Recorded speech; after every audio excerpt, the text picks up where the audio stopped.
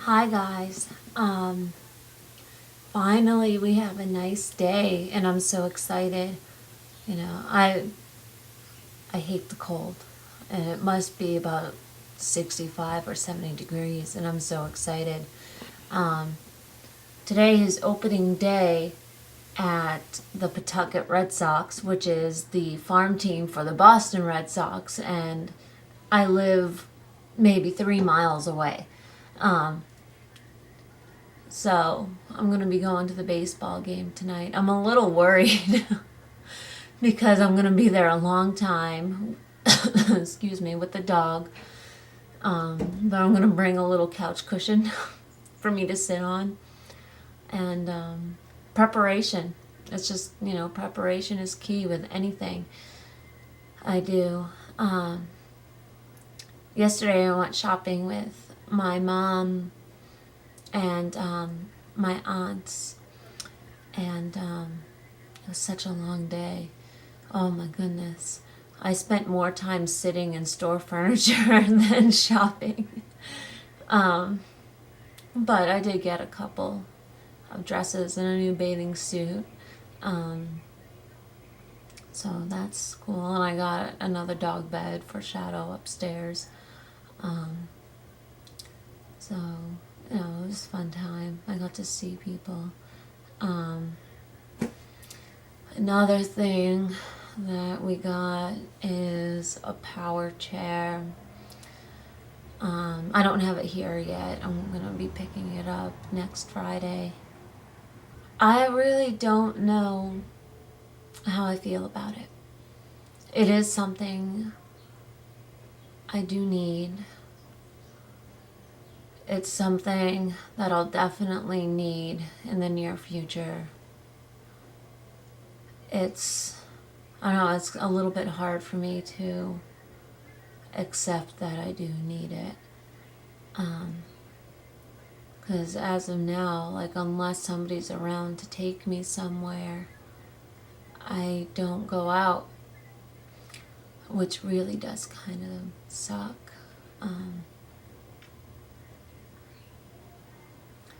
So the idea is that I'll be able to go out on my own and do some things on my own and,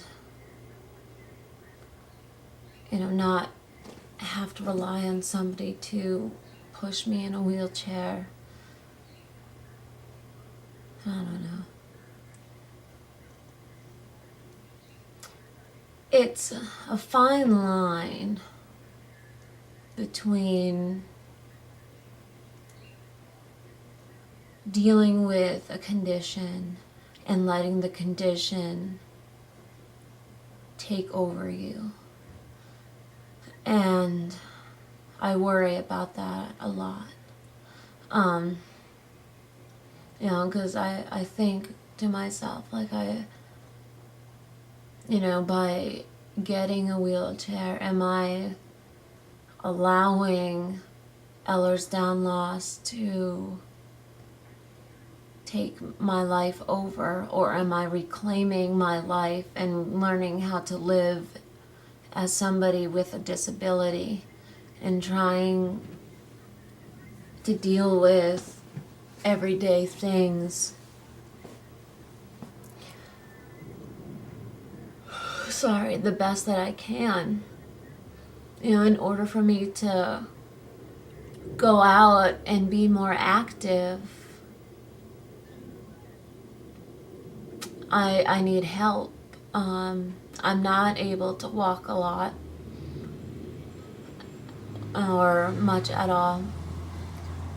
And using a wheelchair allows me to be able to go out and spend more time with friends and such. But then there's that little nagging voice just screaming at me, you're too young, you're too young. But yes, I'm young. But there are people out there that have been in a wheelchair their entire lives.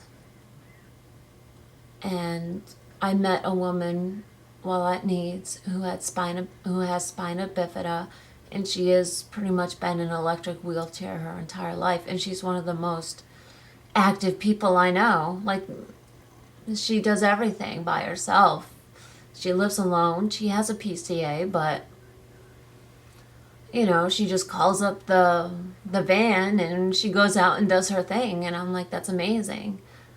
How do I make that transformation? It's really hard. It's really hard.